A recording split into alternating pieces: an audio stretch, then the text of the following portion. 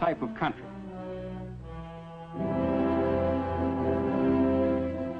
As a second line of defense, Pakistan has encouraged voluntary enlistments in its National Guard, equipped and trained under the supervision of the Pakistan Regular Army. Formation of the National Guard met with such enthusiastic public response that recruiting centers were besieged by volunteers, anxious to play an active part in their country's defense.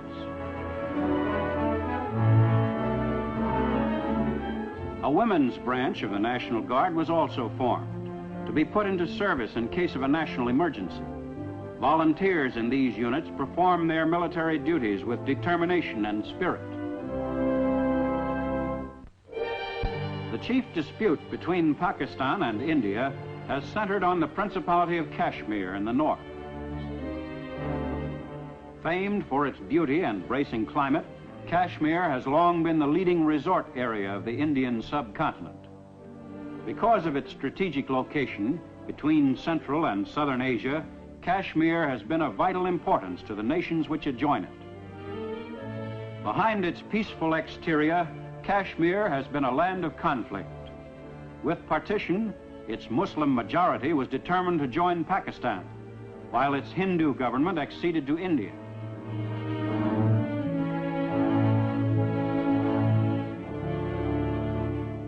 After months of military operations for control of the area, a ceasefire agreement between Pakistan and India was put into effect in January 1949 through the United Nations. In April 1950, relations between Pakistan and India were improved considerably by meetings between the prime ministers of the two nations, Liaquat Ali Khan and Jawaharlal Nehru.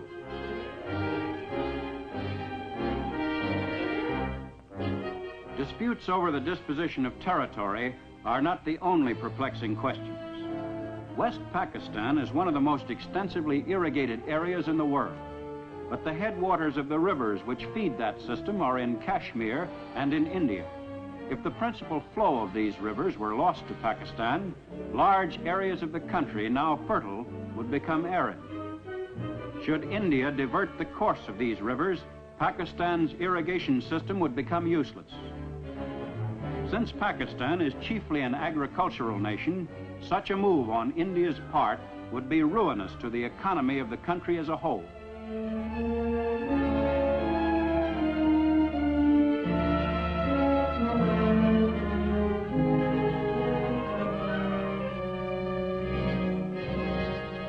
Farming is the main occupation of the Pakistani. About 90% of the people are engaged in cultivation of the land or in animal breeding.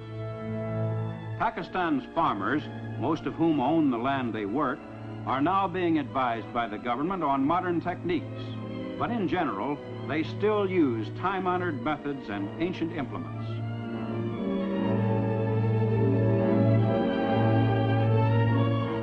Food crops play a most important role in Pakistan's economy. Wheat is the principal food crop of West Pakistan, which raises 99% of Pakistan's total of more than 3 million tons a year. This production is more than sufficient for the needs of the entire country, and the balance of the crop, some 600,000 tons, is available for export. More than 3/4 of Pakistan's total area under cultivation is devoted to the raising of food crops. Most of Pakistan's 80 million people live in villages which range in size from a population of a few hundred to several thousand. Each villager, by nature an individualist, takes an important part in the life of the community. In most cases, the village is self-sufficient. All minor disputes come before the village council, chosen by the villagers themselves. The council selects a headman from among the group, and when a puzzling local problem must be settled, the council meets in open session. A villager may accuse a neighbor of grazing cattle on his land, and the defendant must explain his side of the case to the council.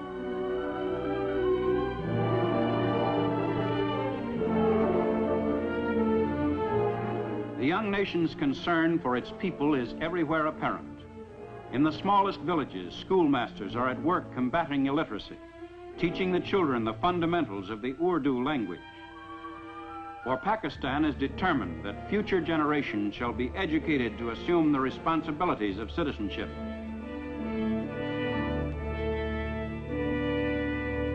One of the favorite forms of relaxation in the villages is a game of volleyball, a popular sport throughout Pakistan.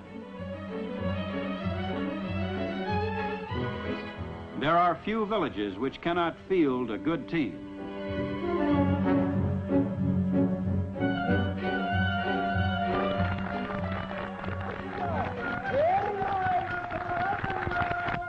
And once the chores of the day are finished, the villagers can enjoy the tunes of itinerant musicians who roam the countryside, entertaining the people who work the soil.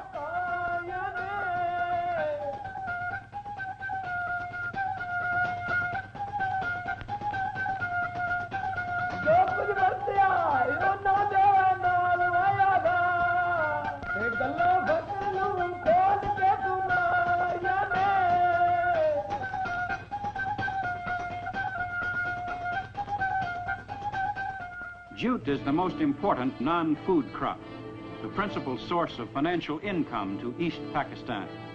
Called the golden fiber of Pakistan, jute is used for sacking and in carpets, linoleum, and upholstery. More than 3/4 of the world's supply of jute is raised in East Pakistan. Because the nation was left without a jute mill when British India was partitioned, the fiber could not be processed in Pakistan. Pending the construction of mills, Pakistan exports the raw fiber. All of East Pakistan's exports are funneled through the deep-water port of Chittagong on the Bay of Bengal. Through this port are routed also all shipments bound for West Pakistan, the only surface supply route between the two sections of the country. At Karachi, principal port of West Pakistan on the Arabian Sea, the ships of the great maritime nations discharge their cargoes of machinery.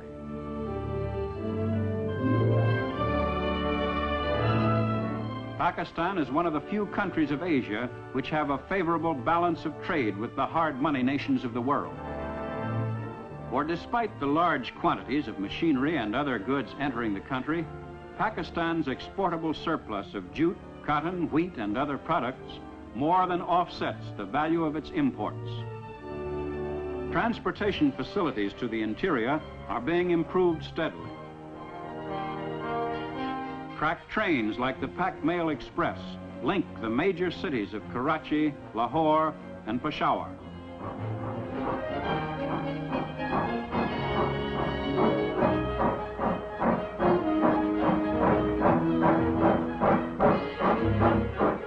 Since most of Pakistan's railways fell under the classification strategic at the time of partition, the government had to maintain them without adequate financial return. But the difficult period ended after some 7 months, and today the railways are on a sounder operating basis than ever before. The railway repair shops are busy converting coal-burning locomotives to diesel-type engines, for Pakistan is short of coal and oil is cheaper and more readily available.